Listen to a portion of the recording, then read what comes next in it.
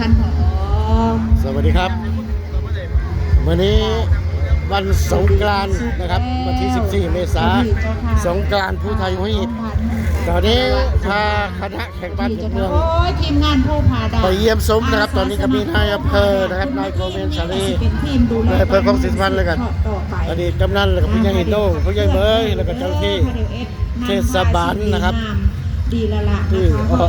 มาเยี่ยมซุ้ม เขาไม่ได้เอาเหล้านำหน้า นะครับ แต่ว่าเขาเอาความดีนำหน้าแม้ว่าจะไปทำงานอยู่ที่อื่นที่ไกล ตอนนี้ แต่เมื่อวัน คณะ สำ ขับ คัญ มาฮอด กลับ ซุ้ม มาร่วมกันพัฒนา ของหมู่ 12นะครับ เจอขณะนี้ทีมของท่านในอำเภอนะคะแล้วก็ท่านผู้มีเกียรติต่างๆกำลังจะเคลื่อนขบวนออกมาเด้อมาเยี่ยมเบิ่งคุ้มมาเฮอกำลังเจอเศร้าคุ้มเสกก้อนค่ะเพิ่นกำลังมานะคะมาเบิ่งมาแย่งสิ่งดีงามสวัสดี โอ้ยท่าน สวัสดีค่ะอาจารย์กะแลมคุณครูกะแลมเนาะเพิ่นก็เอิ้นแต่ว่าคุณครูกะแลม